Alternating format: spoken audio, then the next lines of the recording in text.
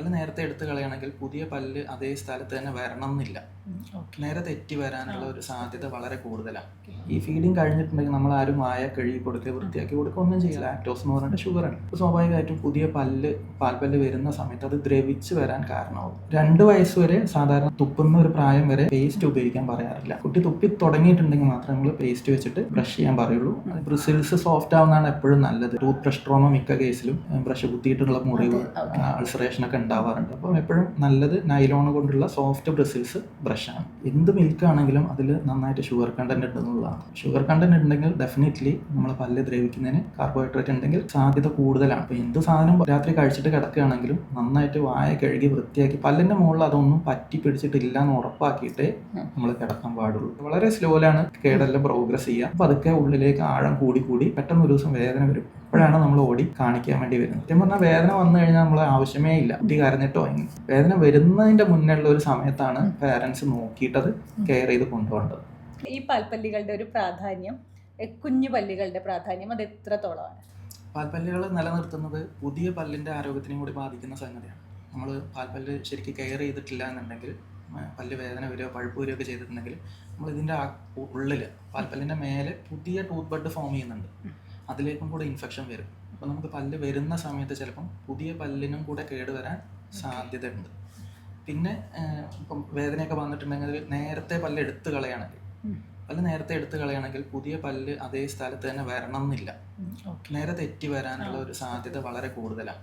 അപ്പോൾ സ്വാഭാവികമായിട്ടും നമ്മൾ കമ്പി ഇടുന്നതിലേക്കോ അല്ലെങ്കിൽ പല്ല് നേരെയാക്കുന്നതിലേക്കോ ഒക്കെ പോകേണ്ടി വരും. അതിന് ചിലപ്പം നല്ല പല്ലുകൾ എടുത്ത് കളയേണ്ടതായിട്ടും വരും. അപ്പോൾ പാൽപ്പല്ല് ശരിക്കും കെയർ ചെയ്തിട്ടില്ലെങ്കിൽ നമ്മൾ പുതിയ പല്ല് എണ്ണം കുറയാനും സാധ്യതയുണ്ട്. പിന്നെ നമ്മൾ കുഞ്ഞുങ്ങളിലെ ഒരു ഓറൽ ഹൈജീൻ അല്ലെങ്കിൽ പല്ലുകളുടെ ആരോഗ്യം എന്ന് പറയുമ്പോൾ നമ്മൾ പല്ല് വന്ന ശേഷമുള്ള ഒരു കാലത്തെക്കുറിച്ചാണ് ആലോചിക്കുന്നത്. പക്ഷെ ഞാൻ മനസ്സിലാക്കുന്നത് അതല്ല. ന്യൂനേറ്റൽ ഏജ് മുതൽ ഓറൽ ഹൈജീൻ 6 മാസം എന്ന് പറയുന്നത് നമുക്ക് ഒറ്റ പല്ലും ഉണ്ടാവില്ല. ആദ്യത്തെ 6 മാസം ആവുമ്പോഴാണ് നമുക്ക് താഴത്തെ പുതിയ പാൽപ്പല്ല് വരുന്നത്. അപ്പോൾ അതുവരെയുള്ള ഫീഡിങ് പ്രാക്ടീസ് ഭയങ്കര ക്രൂഷ്യലാണ്. ഈ ഫീഡിങ് കഴിഞ്ഞിട്ടുണ്ടെങ്കിൽ നമ്മൾ ആരും വായ കഴുകി കൊടുക്കുക, വൃത്തിയാക്കി കൊടുക്കുക ഒന്നും ചെയ്യാറില്ല. അപ്പോൾ ഇത് പാൽപ്പല്ലിൻ്റെ ഡെവലപ്മെൻറ്റിനെ ബാധിക്കുന്ന സംഗതിയാണ്. എസ്പെഷ്യലി നൈറ്റ് ഫീഡിങ്, രാത്രി പാല് കുടിച്ചിട്ട് കിടക്കുക എന്ന് പറയുന്നത് ആ സമയത്ത് വായ ഡ്രൈ ആയിരിക്കും. നമ്മൾ ഉറങ്ങുന്ന സമയത്ത് സലൈവേഷൻ കുറവാണ്, ഉമിനീരില്ല, വായ കൂടെ ചിലപ്പോൾ ശ്വാസം എടുക്കും. ആ സമയത്ത് നന്നായിട്ട് ഡ്രൈ ആയിരിക്കും. പിന്നെ ഈ അടിക്കടി പാല് കുടിക്കുക എന്ന് പറയുന്നത്, നമ്മളെ പാല് എന്ന് പറയുന്നത് നന്നായിട്ട് ഷുഗർ കണ്ടന്റ് ഉള്ള സാധനം, ലാക്ടോസ് എന്ന് പറഞ്ഞിട്ട് ഷുഗറാണ്. അപ്പോൾ സ്വാഭാവികമായിട്ടും പുതിയ പാൽപ്പല്ല് വരുന്ന സമയത്ത് അത് ദ്രവിച്ച് വരാൻ കാരണമാവും. അതാണ് നമ്മൾ ഈ നഴ്സിംഗ് ഏരിയസ് അതിന് പേര് തന്നെ പറയും, പാല് കുടിക്കുന്നതുകൊണ്ട് വരുന്ന കേട്. അപ്പോൾ അതിന് നമ്മൾ ചെയ്യേണ്ടത് ഒന്ന് കിടത്തിയിട്ട് കഴിയുന്നതും പാല് കൊടുക്കാതിരിക്കുക എന്നുള്ളതാണ്. രാത്രിയെല്ലാം പാല് കുടിക്കുന്ന സമയത്ത് ബേബീനെ ഇരുത്തിയിട്ടേ നമ്മൾ കൊടുക്കാവൂ. പിന്നെ കുടിച്ച് കഴിഞ്ഞിട്ടുണ്ടെങ്കിൽ നമ്മൾ കുറച്ച് വെള്ളം ഫീഡിങ് ബോട്ടിൽ എടുത്ത് വെക്കണം. ജസ്റ്റ് ഒന്ന് സക്ക് ചെയ്യിക്കാൻ, ഈ പാട ഒന്ന് വാഷ് ഔട്ട് ചെയ്ത് പോകുന്നത്. അല്ലെങ്കിൽ നമ്മൾ കോട്ടണോ തുണി എന്തെങ്കിലും വിരലിൽ ചുറ്റി ഈ ഗം പാഡ് ഒന്ന് വൃത്തിയാക്കി കൊടുക്കണം. നമ്മൾ ആരും ഇതൊന്നും ചെയ്യാറില്ല. സ്വാഭാവികമായിട്ടും പല്ല് വരുന്ന സമയത്ത് ദ്രവിച്ചിട്ടാണ് വരിക. പല്ലിന് കേടോ വേദനയൊക്കെ വന്നു കഴിഞ്ഞാൽ നമ്മൾ ട്രീറ്റ്മെൻറ്റ് എടുക്കേണ്ടതായിട്ട് തന്നെ വരും. ഡോക്ടർ, അതുപോലെ തന്നെയാണ് ഇപ്പോൾ 2 വയസ്സൊക്കെ എപ്പോഴാണ് നമ്മൾ ഈ പല്ലുകൾ കുഞ്ഞുങ്ങൾക്ക് വന്നു തുടങ്ങുന്നത്? അത് മേളിലത്തെ പല്ലാണോ താഴത്തെ പല്ലാണോ? വലിയ പല്ലാണ് ആദ്യമായിട്ട് വരുന്നത്. 6 മാസത്തിലാണ് നമുക്ക് പല്ല് വന്നു തുടങ്ങുന്നത്. ഈ സമയം മുതൽ തന്നെ നമുക്ക് ബ്രഷിങ്ങും സ്റ്റാർട്ട് ചെയ്യാം. പുതിയ പാൽപ്പല്ല് വരുന്നത് വരെ നമുക്ക് കോട്ടൺ വെച്ചിട്ടോ അല്ലെങ്കിൽ കുപ്പിയിൽ വെള്ളം വെച്ചിട്ടോ ഒക്കെ ജസ്റ്റ് ഗം പാഡ് ക്ലീൻ ചെയ്താൽ മാത്രം മതി. പല്ല് വന്നു തുടങ്ങിയിട്ടുണ്ടെങ്കിൽ നമുക്ക് പേസ്റ്റ് ഉപയോഗിക്കാതെ ബ്രഷ് ചെയ്ത് തുടങ്ങാവുന്നതാണ്. അതിന് പ്രത്യേകമായിട്ട് ബ്രഷ് സെലക്ട് ചെയ്യുമ്പോൾ പാൽപ്പല്ല് വരുന്ന സമയത്ത് നമ്മൾ ഫിംഗർ ബ്രഷാണ് യൂസ് ചെയ്യുന്നത്. കുട്ടികൾക്ക് ആ ഒരു ടെക്സ്ചറിറ്റി ചെയ്ത് പഠിക്കാൻ വേണ്ടിയിട്ട് ഫിംഗർ ബ്രഷ് യൂസ് ചെയ്ത് തുടങ്ങാവുന്നതാണ്. അത് കഴിഞ്ഞ് എപ്പോഴാണ് നമ്മൾ ശരിക്കും പേസ്റ്റ് ഇൻട്രൊഡ്യൂസ് ചെയ്യേണ്ടത്? ഈ പേസ്റ്റ് സെലക്ട് ചെയ്യുന്നതിൽ എന്തെങ്കിലും ആശങ്കപ്പെടേണ്ടതുണ്ടോ? പുറകിലെ പല്ലൊക്കെ വന്ന് തുടങ്ങിയിട്ടുണ്ടെങ്കിൽ നമുക്ക് ഫിംഗർ ബ്രഷ് മാറ്റി കൺവെൻഷനൽ ആയിട്ടുള്ള സാധാരണയുള്ള ലോങ് ഹാൻഡിലുള്ള ബ്രഷ് ഉപയോഗിക്കാം. 2 വയസ്സ് വരെ സാധാരണ നമ്മൾ തുപ്പുന്ന ഒരു പ്രായം വരെ പേസ്റ്റ് ഉപയോഗിക്കാൻ പറയാറില്ല. കുട്ടി തുപ്പി തുടങ്ങിയിട്ടുണ്ടെങ്കിൽ മാത്രമേ നമ്മൾ പേസ്റ്റ് വെച്ചിട്ട് ബ്രഷ് ചെയ്യാൻ പറയുള്ളൂ. അതിനൊപ്പം തന്നെ നോൺ ഫ്ലൂറിഡേറ്റഡ് ആയിട്ടുള്ള പേസ്റ്റാണ് ഇനീഷ്യലി നമ്മൾ ഉപയോഗിക്കാൻ പറയുക. കാരണം ഇത് ഇറക്കി പോകുന്ന ഉറപ്പില്ലാത്തതുകൊണ്ട് അഡൾട്ടിനെ പോലെ ഫ്ലൂറൈഡ് പേസ്റ്റ് നമ്മൾ ഉപയോഗിക്കാൻ പറയാറില്ല. അതുപോലെ തന്നെയാണ് ഈ ബേബിക്ക് നമ്മൾ ബ്രഷ് ഇൻട്രൊഡ്യൂസ് ചെയ്യുമ്പോൾ എന്തെങ്കിലും ശ്രദ്ധിക്കണം? ഈ സോഫ്റ്റ് ബ്രഷ് ആയിരിക്കണം, അങ്ങനെ എന്തെങ്കിലും? ബ്രിസിൽസ് സോഫ്റ്റ് ആവുന്നതാണ് എപ്പോഴും നല്ലത്. കാരണം ടൂത്ത് ബ്രഷ് ട്രോമ മിക്ക കേസിലും ബ്രഷ് കുത്തിയിട്ടുള്ള മുറിവ്, അൾസറേഷനൊക്കെ ഉണ്ടാവാറുണ്ട്. അപ്പം എപ്പോഴും നല്ലത് നൈലോൺ കൊണ്ടുള്ള സോഫ്റ്റ് ബ്രിസിൽസ് ബ്രഷാണ്. ചില കുഞ്ഞുങ്ങളിൽ നമ്മൾ പറഞ്ഞു കേട്ടിട്ടുണ്ട് ബ്രഷ് ചെയ്യാൻ പറ്റുന്നില്ല, വളരെ സെൻസിറ്റീവാണ്, പുളിച്ചിട്ട് അവരത് കൊണ്ടുപോകാനേ സമ്മതിക്കുന്നില്ല എന്നൊക്കെ. ഈ കണ്ടീഷനൊക്കെ നമ്മൾ ഡോക്ടറെ കാണേണ്ടതുണ്ടോ? മിക്ക കേസിലും പല്ലിന് കേടുണ്ടെങ്കിൽ തന്നെയാണ് ഈ വക കാര്യങ്ങൾ പീഡോ ഗ്രൂപ്പിൽ വരിക. അഡൾട്ട് ആവുന്ന സമയത്ത് നമുക്ക് സെൻസിറ്റിവിറ്റി ഒക്കെ ശരിക്കും വേറെ റീസൺസിനെ കൊണ്ടുണ്ടാവും. കേടുണ്ടെങ്കിൽ തന്നെയാണ് കുട്ടികളുടെ കേസിൽ മിക്കവാറും ഈ സെൻസിറ്റിവിറ്റി ഇഷ്യൂസോ പുളിപ്പോ കാര്യമൊക്കെ വരുന്നത്. ഡോക്ടർ, അതുപോലെ നമ്മൾ ഈ പാല് കുടിക്കുന്നു, എനിക്ക് ഓർമ്മയുണ്ട് ഒരിക്കൽ ക്ലാസ്സിൽ ഇങ്ങനെ ചോദിച്ചു, ഇങ്ങനെ ആരൊക്കെ രാത്രി പാല് കുടിച്ച് കിടക്കും, അതായത് കൗമിൽക്ക് കുടിച്ചിട്ട് കിടക്കും. അപ്പോൾ ഞാനിങ്ങനെ കൈപൊക്കി, അപ്പോൾ പറഞ്ഞു പല്ല് തേക്കാറുണ്ടോ അതിന് ശേഷം, പക്ഷെ അന്നാ ശീലം ഉണ്ടായിരുന്നില്ല, അപ്പം ഇല്ല എന്ന് പറഞ്ഞു. ആ പല്ലൊക്കെ ദ്രവിച്ച് പോവുകയെന്ന് പറഞ്ഞത് ഓർമ്മയുണ്ട്. ഈ കൗമിൽക്ക് കുടിച്ചിട്ട് ഇനി നമ്മളൊരു അശ്രദ്ധയുടെ ഭാഗമായിട്ട് വായൊന്നും കഴുകാണ്ട് ഉറങ്ങുകയാണെങ്കിൽ, അല്ലെങ്കിൽ വായ കഴുകുന്നു ബ്രഷ് ചെയ്യാണ്ട് ഉറങ്ങുകയാണെങ്കിൽ, അതൊക്കെ ഈ പല്ല് ദ്രവിക്കാനും പല്ല് കേടാവാനും ഒക്കെ ശരിക്കും ചാൻസ് ഉണ്ടാവും. എന്ത് മിൽക്കാണെങ്കിലും അതിൽ നന്നായിട്ട് ഷുഗർ കണ്ടൻറ്റ് ഉണ്ടെന്നുള്ളതാണ്. ഷുഗർ കണ്ടൻറ്റ് ഉണ്ടെങ്കിൽ ഡെഫിനറ്റ്ലി നമ്മൾ പല്ല് ദ്രവിക്കുന്നതിന് കാർബോഹൈഡ്രേറ്റ് ഉണ്ടെങ്കിൽ സാധ്യത കൂടുതലാണ്. അപ്പോൾ എന്ത് സാധനം രാത്രി കഴിച്ചിട്ട് കിടക്കുകയാണെങ്കിലും നന്നായിട്ട് വായ കഴുകി വൃത്തിയാക്കി പല്ലിൻ്റെ മുകളിൽ അതൊന്നും പറ്റി പിടിച്ചിട്ടില്ല എന്ന് ഉറപ്പാക്കിയിട്ടേ നമ്മൾ കിടക്കാൻ പാടുള്ളൂ. അത് 2 തവണ ബ്രഷ് ചെയ്യുക എന്നുള്ളതാണോ നമ്മൾ കുട്ടികൾക്ക് ഇൻട്രൊഡ്യൂസ് ചെയ്ത് കൊടുക്കേണ്ടത് ശരിക്കും? ഞാൻ പറയാമെന്ന് പറഞ്ഞാൽ 2 ബ്രഷിങ് എന്ന് പറയുന്നത് നമ്മൾ 2 എക്സ്ട്രീമിലുള്ളതാണ്, രാവിലെയും രാത്രിയും മാത്രമുള്ളതാണ്. നമ്മൾ ഏത് സമയത്ത് ഭക്ഷണം കഴിച്ച് കഴിഞ്ഞിട്ടുണ്ടെങ്കിലും നന്നായിട്ട് വായ കഴുകി വൃത്തിയാക്കുക എന്നുള്ളത് തന്നെയാണ് ഇതിലെ ബേസിക് ആയിട്ടുള്ള സാധനം. നമ്മൾ മിക്കവാറും ക്യാൻഡീസോ അല്ലെങ്കിൽ ഒട്ടിപ്പിടിക്കുന്ന സാധനങ്ങളൊക്കെ കഴിക്കരുത് എന്ന് പറയുന്നത് ഇത് പല്ലിൻ്റെ മുകളിൽ പറ്റി പിടിച്ചിരിച്ച് എളുപ്പത്തിൽ കഴുകി പോകൂല. അത് കാരണം നമ്മൾ എന്ത് സാധനം കഴിച്ചിട്ടുണ്ടെങ്കിലും പല്ലിൻ്റെ മുകളിൽ അത് പറ്റി പിടിച്ചിരിക്കരുത്. അതാണ് ഇതിൽ ഏറ്റവും കാതലായ വശം. കുട്ടികൾ പലപ്പോഴും അത് ശ്രദ്ധിക്കാറില്ല. പുറകിലെ പല്ലിൻ്റെ മുകളിലൊക്കെ നമ്മൾ കഴിക്കുന്ന സാധനം പറ്റി പിടിച്ചിരിക്കും. സ്വാഭാവികമായിട്ടും അവിടെ ചെറിയ കേട് വന്നിട്ടുണ്ടാവും, നമ്മൾ കാണൂല. വീണ്ടും അവിടെ ഭക്ഷണ സാധനം കൊടുക്കും. പതുക്കെ വളരെ സ്ലോയിലാണ് കേടെല്ലാം പ്രോഗ്രസ് ചെയ്യുക. പതുക്കെ ഉള്ളിലേക്ക് ആഴം കൂടി പെട്ടെന്ന് ഒരു ദിവസം വേദന വരും. അപ്പോഴാണ് നമ്മൾ ഓടി കാണിക്കാൻ വേണ്ടി വരുന്നത്. സത്യം പറഞ്ഞാൽ വേദന വന്നു കഴിഞ്ഞാൽ നമ്മൾ ആവശ്യമേ ഇല്ല, കുട്ടി കരഞ്ഞിട്ടോ എങ്ങനെയെങ്കിലും അത് കാണിച്ചു തരും. വേദന വരുന്നതിൻ്റെ മുന്നേ ഉള്ള ഒരു സമയത്താണ് പാരൻസ് നോക്കിയിട്ടത് കെയർ ചെയ്ത് കൊണ്ടുപോകേണ്ടത്. ഓക്കെ, ചിലപ്പോൾ ഡോക്ടർ ഈ വേദന ഒന്നും ഉണ്ടാവില്ല, പക്ഷേ പല്ല് ഡീക്കെ ഉണ്ടാവും, നമ്മൾ ഈ പുഴുപ്പല്ലായി പോയല്ലോ എന്നൊക്കെ പറഞ്ഞ് കളിയാക്കിയിട്ട് അങ്ങ് വിടുകയും ചെയ്യാം. ഇത് ശരിക്കും ശ്രദ്ധിക്കേണ്ട ഒരു കണ്ടീഷൻ തന്നെയാണ്. ഇനീഷ്യൽ സ്റ്റേജിലാണ് നമുക്ക് പല്ല് ഫില്ല് ചെയ്യാൻ പറ്റും. പല്ലിൻ്റെ അതേ കളറുള്ള മെറ്റീരിയൽ വെച്ചിട്ട് പല്ലിൻ്റെ ആ പോയ ഭാഗം കട്ടി കൂട്ടി കൊടുക്കാൻ പറ്റും. സോ ദാറ്റ് ഉള്ളിലേക്ക് അധികം കേട് ഇറങ്ങാതിരിക്കാൻ അത് കാര്യമാണ്. എപ്പോഴും പറ്റുന്നത് നമ്മൾ ആ സമയത്ത് കാണില്ല, നമ്മൾ അറിയില്ല എന്നുള്ളതാണ്. സ്വാഭാവികമായിട്ടും വീണ്ടും കുടുങ്ങി ഉള്ളിലേക്ക് എത്തി വേദന വരുമ്പോൾ പിന്നെ ഈ ചികിത്സ മതിയാവില്ല. പിന്നെ നമുക്ക് പല്ലിന് വേദന വന്നു കഴിഞ്ഞാൽ നമ്മളിൽ ആകെയുള്ള ചികിത്സ റൂട്ട് കനാലാണ്, വേറെ ട്രീറ്റ്മെൻറ്റും കാര്യമൊന്നുമില്ല. ഓക്കെ ഡോക്ടർ, അതിന് മുന്നേ ചോദിക്കട്ടെ, നിങ്ങളുടെ കുഞ്ഞിൻ്റെ പല്ലുകളുടെ ആരോഗ്യം ഓക്കെ ആണോ എന്ന് അറിയാൻ, അല്ലെങ്കിൽ ഇതൊക്കെ റെഡ് ഫ്ലാഗ്സ് ആണ് എന്ന് പറയുന്ന ആ ഒരു ഡെവലപ്മെൻറ്റ് ഒന്ന് പറയാമോ? എങ്ങനെയായിരിക്കണം? ആദ്യം ഒരു ക്യാവിറ്റി ആയിട്ടാണോ തുടങ്ങുക, അതോ ചെറിയ സ്പോട്ടായിട്ടാണോ തുടങ്ങുക? പല്ലിൻ്റെ കേട് പാൽപ്പല്ലിനാണെങ്കിൽ ഇനീഷ്യലി നമുക്ക് വരുന്നത് ഒരു വൈറ്റ് സ്പോട്ട് ലീഷനാണ്. പല്ലിൻ്റെ കളർ കുറച്ചൊരു ട്രാൻസ്പാരൻറ്റ് പോലെ കട്ടി കുറഞ്ഞ പോലെ തോന്നും. ആ സമയത്ത് നമ്മളത് ശ്രദ്ധിക്കണമെന്നില്ല. ശ്രദ്ധിച്ചിട്ടില്ല എന്നുണ്ടെങ്കിൽ വീണ്ടും അതേപോലെ പാലൊക്കെ കുടിച്ച് ഈ വൈറ്റ് സ്പോട്ട് ലീഷൻ പതുക്കെ ബ്രൗൺ കളർ ലീഷനാവും. നമ്മൾ പല്ലിൻ്റെ പാളി കുറച്ച് കട്ടി കുറഞ്ഞ പോലെ ചെറിയ ഗട്ടർ പോലെയൊക്കെ ഫോം ചെയ്യും. ആ സമയത്ത് നമ്മൾ നെഗ്ലക്ട് ചെയ്യുകയാണെന്നുണ്ടെങ്കിൽ ആ ബ്രൗൺ സ്പോട്ട് ലീഷൻ്റെ അവിടെ വെച്ചിട്ട് പല്ല് പൊട്ടിപ്പോവും. നമ്മുടെ നാട്ടിൽ മിക്കവാറും കുട്ടികളുടെ ഫ്രണ്ടിലുള്ള പല്ല് 4 കൂടെ പൊട്ടിയിട്ട് വരുന്നത്. സോ ഈ സമയത്ത് പല്ലിൻ്റെ കേട് ഉള്ളിലേക്ക് എത്തുകയും വേദനയോ അല്ലെങ്കിൽ വീക്കോ ആയിട്ട് വരികയും ചെയ്യും. പിന്നെ നമുക്ക് ഫില്ലിംഗ് ഒന്നും ചെയ്യാൻ പറ്റില്ല. ഡോക്ടർ, ഇത് പറയുമ്പോഴും പല പാരൻസും ആലോചിക്കുന്നത് എന്തായാലും ഇത് പൊഴിഞ്ഞു പോകേണ്ട പല്ലാണ്, അപ്പോൾ ഇതിനിപ്പോൾ ഫില്ല് ചെയ്യേണ്ട കാര്യമൊക്കെ ഉണ്ടോ എന്നുള്ളതാണ്. അതിനെന്താണ് ശരിക്കും മറുപടി? പുതിയ പല്ല് വരുന്നത് വരെ പാൽപ്പല്ല് റീറ്റെയിൻ ചെയ്യാന്ന് പറയുന്നത് വളരെ പ്രാധാന്യമുള്ള സംഗതിയാണ്. നമ്മളൊരു പാൽപ്പല്ല് പോയി കഴിഞ്ഞാൽ അവിടെ സ്ഥലം കുറയുക എന്നുള്ളൊരു പ്രശ്നമുണ്ട്. ഒന്ന് അവിടെ ചവയ്ക്കുന്ന ഫംഗ്ഷൻ നടക്കില്ല. പല്ല് നിൽക്കുന്നത് ചവയ്ക്കുന്ന ഫംഗ്ഷന് വേണ്ടിയിട്ടല്ല, ചവയ്ക്കുക എന്നുള്ളൊരു പ്രക്രിയ പിന്നെ അവിടെ നടക്കില്ല. പല്ലിൻ്റെ എണ്ണം കുറയും, ഉള്ള പല്ലിലേക്ക് കൂടുതൽ ഫോഴ്സ് വരിക ചെയ്യുന്നത്. നമുക്ക് 4 പല്ല് ചെയ്യേണ്ട പണി 3 ആളാവുന്ന സമയത്ത് സ്വാഭാവികമായിട്ടും അവിടെ ഫോഴ്സ് കൂടും. പിന്നെ ആ സ്ഥലം അതേപോലെ മെയിൻറ്റെയിൻ ചെയ്യണമെന്നില്ല. നമ്മൾ പുറകിലെ പല്ലൊക്കെ പോയി കഴിഞ്ഞിട്ടുണ്ടെങ്കിൽ തൊട്ടടുത്ത പല്ല് അങ്ങോട്ട് നീങ്ങിപ്പോവും, സ്പേസ് കുറയും. പുതിയ പല്ല് വരുന്ന സമയത്ത് ആവശ്യത്തിന് സ്ഥലം ഉണ്ടാവില്ല, പല്ല് നേരെ തെറ്റി വരാനുള്ള സാധ്യത കൂടുതലായിരിക്കും. അപ്പോൾ പുതിയ പല്ല് ഏത് സമയത്താണോ വരുന്നത് അതുവരെ പാൽപ്പല്ല് റീറ്റെയിൻ ചെയ്യാൻ എന്ന് പറയുന്നത് വളരെ പ്രാധാന്യമുള്ളതാണ്. ഡോക്ടർ, അതുപോലെ തന്നെ പല അമ്മമാരും പറഞ്ഞു കേട്ടിട്ടുണ്ട്, എൻ്റെ മകൻ്റെ ഈ ഫ്രണ്ടിലത്തെ 2 പല്ല് വന്നിട്ടില്ല, ഏജ് 9 വയസ്സായി അല്ലെങ്കിൽ 8 വയസ്സായി എന്നൊക്കെ. അപ്പോൾ അങ്ങനെ ഒരു കണ്ടീഷൻ ഉണ്ടോ ശരിക്കും? അത് ഏത് സാഹചര്യത്തിലാണ് അങ്ങനെ ഉണ്ടാവാറ്? സാധാരണഗതിയിൽ മുകളിലെ മുൻഭാഗത്തെ പല്ല് വരുന്നത് 7 to 8 ആണ് ഏജ്. ചില കുട്ടികൾക്ക് നമ്മളെ മേലെ അണ്ണാക്ക് കുറച്ച് കട്ടി കൂടുതലുള്ള സ്ഥലമാണ്, മോണ കീറിയിട്ട് പല്ല് വരാൻ താമസിക്കുന്ന കണ്ടീഷൻ ഉണ്ടാവാറുണ്ട്. പക്ഷെ എന്നാലും നമ്മളൊരു 9 വയസ്സ് വരെ വെയിറ്റ് ചെയ്യാൻ തന്നെയാണ് പറയാം. ഓക്കെ. സ്വാഭാവികമായിട്ടും പല്ല് വരുന്നതിന് ചെറിയ വ്യത്യാസങ്ങളുണ്ടാവും. 6 months 1 yearൻ്റെ ഒക്കെ വ്യത്യാസം ചിലപ്പം വരാം. 9 വയസ്സ് വരെ സ്വാഭാവികമായിട്ടും നമ്മൾ വെയിറ്റ് ചെയ്യും. 9 വയസ്സ് കഴിഞ്ഞിട്ടും വന്നിട്ടില്ല എന്നുണ്ടെങ്കിലാണ് എക്സ്റേ ഒക്കെ എടുത്ത് ചിലപ്പോൾ മോണ കീറി കൊടുക്കേണ്ടതായിട്ട് വരും, പല്ല് വന്നിട്ടില്ല എന്നുണ്ടെങ്കിൽ. ഇനി ചില ആൾക്കാർക്ക് വളരെ അപൂർവമായിട്ട് ജന്മന പല്ല് മിസ്സിങ് ആയിട്ടുള്ള കേസുണ്ട്, പല്ലിൻ്റെ കൺജനൈറ്റലായിട്ട് മിസ്സിങ് ആയിട്ടുള്ള കേസ്. ആ സമയത്ത് അങ്ങനെയാണെന്നുണ്ടെങ്കിൽ നമ്മൾ പല്ല് ആർട്ടിഫിഷ്യലി റീപ്ലേസ് ചെയ്യേണ്ടി വരും. ഡോക്ടർ, അതുപോലെ തന്നെ കുട്ടി ബോട്ടിൽ ഫീഡ് ചെയ്യുന്നു അല്ലെങ്കിൽ കൈവിരലുകൾ വായിലേക്ക് ഇടുന്നു, ഇതൊക്കെ ഈ മോണ തള്ളുന്നതിന് കാരണമാകോ, ഷേപ്പിനെ ബാധിക്കുമോ എന്നൊക്കെ ആശങ്കയുണ്ട്.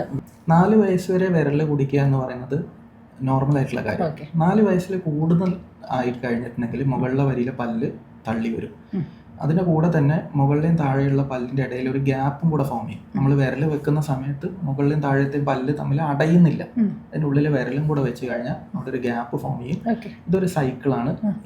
ഇതിൽ കൂടെ തന്നെ ഈ ഗ്യാപ്പിലൂടെ നാക്ക് നമ്മൾ ഉമിനീര് ഇറക്കുന്ന സമയത്ത് പുറത്തോട്ട് തള്ളും. നമ്മൾ ഉമിനീര് ഇറക്കുക എന്ന് പറഞ്ഞാൽ നമുക്ക് ഭക്ഷണം കഴിക്കണം എന്നുണ്ടെങ്കിൽ മുകളിലെയും താഴത്തെയും പല്ല് കൂടിയിരിക്കണം, എന്നാൽ മാത്രമേ നമുക്ക് ഉള്ളിലേക്ക് ഇത് ഇറക്കാൻ പറ്റുള്ളൂ, അല്ലെങ്കിൽ സലൈവേഷൻ റൂൾ ചെയ്ത് വരും. നമ്മളിത് കൂടിയിട്ടില്ല എന്നുണ്ടെങ്കിൽ നാക്ക് അതിൻ്റെ ഉള്ളിലേക്ക് കൊണ്ടുവന്നാലേ ഇറക്കാൻ കഴിയുള്ളൂ. നമ്മൾ ഒരു അപ്രോക്സിമേറ്റ്ലി ഒരു 600-700 തവണ ഒരു ദിവസം ഉമിനീര് ഇറക്കുന്നുണ്ട് എന്നുള്ളതാണ് കണക്ക്. ഭക്ഷണം കഴിക്കാതെ നാവ് ഇതിൻ്റെ ഉള്ളിലേക്ക് വരിക എന്ന് പറഞ്ഞിട്ടുണ്ടെങ്കിൽ ഉള്ളിൽ നിന്നൊരു ഔട്ട്വേർഡ് ഫോഴ്സ് വരിക, പല്ല് മുന്നിലോട്ട് തള്ളി വരും, ആ ഗ്യാപ്പ് അടയുകയില്ല, മുഖം കൂർത്തിരിക്കും. അപ്പം അത് അഡ്രസ്സ് ചെയ്യേണ്ട സംഗതിയാണ്. ആ ഹാബിറ്റ് ബ്രേക്ക് ചെയ്യുക എന്നുള്ളതാണ് അതിൽ ഏറ്റവും വലിയ കാര്യം. അപ്പം ചെറിയ ക്ലിപ്പുകളുണ്ട് വിരൽ കുടിക്കുന്നതിനോ. 4 വയസ്സിൻ്റെ മുകളിലേക്ക് പോവുകയാണെന്നുണ്ടെങ്കിൽ മുഖത്തിൻ്റെ ഷേപ്പ് മാറുന്നതിന് നമ്മൾ ചെറിയ ക്ലിപ്പൊക്കെ വെച്ചിട്ട് ആ ഹാബിറ്റ് കറക്റ്റ് ചെയ്യും. ഓക്കെ. അപ്പോൾ ഈ ക്ലിപ്പിൻ്റെ കാര്യം പറയുമ്പോൾ പലർക്കും ആശങ്കയുണ്ട്. നമ്മൾ കേട്ടിട്ടുള്ളത് ഈ ക്ലിപ്സ് ഒക്കെ ഉപയോഗിക്കുന്നത് ഒരു 13 വയസ്സ് കഴിഞ്ഞിട്ടൊക്കെയാണെന്ന്. അപ്പോൾ ബേബീസിന് ഇത് ശരിക്കും ആപ്ലിക്കബിൾ ആണ്? ക്ലിപ്പ് എന്ന് പറയുന്നത് ഒരു ജനറലൈസ് ചെയ്ത് പറയുന്ന സംഗതിയാണ്. പലതരം ഏത് കണ്ടീഷനാണ് ഉപയോഗിക്കുന്നത് എന്നുള്ളതിനെ ഡിപ്പെൻഡ് ചെയ്തിട്ടാണ് ക്ലിപ്പ്. നമുക്ക് അലൈനറോ അല്ലെങ്കിൽ പല്ല് നിരയിപ്പിക്കുന്ന ബ്രേസസോ മാത്രമല്ല, വളരുന്ന പ്രായത്തിൽ നമ്മൾ ചെയ്യുന്നത് സ്കെലറ്റൽ കറക്ഷനോ അല്ലെങ്കിൽ ഹാബിറ്റ് കറക്ഷനൊക്കെ വേണ്ടിയിട്ടുള്ള അതർ സെറ്റ് ഓഫ് അപ്ലയൻസ് ആണ്. അത് ആ ഏജ് ഗ്രൂപ്പിനെ ഡിപ്പെൻഡ് ചെയ്തിട്ടാണ് നമ്മൾ ഉപയോഗിക്കുന്നത്. അത് മിക്കവാറും ആൾക്കാർക്ക് അറിയില്ല. എല്ലാവരും കൺസിഡർ ചെയ്യുന്നത് പുതിയ പല്ലൊക്കെ വന്നിട്ട് 12-13 വയസ്സായിട്ട് ചെയ്താൽ മതി എന്നാണ്. സ്കെലറ്റൽ കറക്ഷനൊക്കെ ആണെങ്കിൽ നമുക്ക് അതിൻ്റെ മുന്നേ തന്നെ അഡ്രസ്സ് ചെയ്യും. ഡോക്ടർ, ഈ ഹാബിറ്റ് കറക്ഷൻ എന്ന് പറഞ്ഞല്ലോ, അതേപ്പറ്റി ഒന്ന് എക്സ്പ്ലെയിൻ ചെയ്യാമോ? എന്തൊക്കെ കേസുമായിട്ടാണ് കൂടുതൽ ആൾക്കാർ പ്രധാനമായിട്ടും നാക്ക് തള്ളുന്നത് അല്ലെങ്കിൽ വിരൽ കുടിക്കുന്നത്, വായ തുറന്ന് ഉറങ്ങുന്ന, ഇപ്പം മൂക്കിലൊക്കെ ദശയുള്ള കുട്ടികൾ വായ തുറന്ന് ഉറങ്ങും. വായ കൂടെ ശ്വാസം എടുത്ത് കഴിഞ്ഞിട്ടുണ്ടെങ്കിൽ നമ്മൾ മുകളിലെ മേൽത്താടി മുന്നിലോട്ട് തള്ളി വരും. പല്ല് ഉന്തുന്നെന്ന് പറഞ്ഞിട്ടാണ് എല്ലാവരും വരിക. പക്ഷെ പല്ല് ഉന്തുന്നതല്ല, നമുക്ക് മൂക്ക് അടയുന്നത് കാരണം വായ കൂടെ ശ്വാസം എടുക്കുന്നതാണ് അതിലുള്ള പ്രധാന കാരണം. അപ്പോൾ അതിന് നമ്മൾ ചെയ്യേണ്ടത് ആദ്യം ആ ഒബ്സ്ട്രക്ഷൻ കോസ് കറക്റ്റ് ചെയ്യുക എന്നുള്ളതാണ്. അതിനൊരു ENT സ്പെഷ്യലിസ്റ്റിനെ കാണിച്ച് മൂക്കിൽ തടസ്സം ഉണ്ടെങ്കിൽ അത് കറക്റ്റ് ചെയ്ത് വെക്കണം. പിന്നെ ചില കേസുകളിൽ നമ്മൾ ഹാബിറ്റ് കറക്ഷൻ ഈ കോസ് കറക്റ്റ് ചെയ്ത് കഴിഞ്ഞാലും വീണ്ടും ശീലമായിട്ട് കുട്ടികൾ അത് കൊണ്ടു നടക്കുന്നുണ്ട്. പിന്നെ അത് ഹാബിറ്റ് കറക്റ്റ് ചെയ്യുന്നതിന് നമുക്ക് രാത്രിയൊക്കെ വായ തുറന്ന് ഉറങ്ങുന്നത് പ്രിവെൻറ്റ് ചെയ്യാൻ വേണ്ടിയിട്ടുള്ള ചെറിയ അപ്ലയൻസുകളുണ്ട്, അത് ഉപയോഗിക്കുകയാണ് നല്ലത്. ഓക്കെ.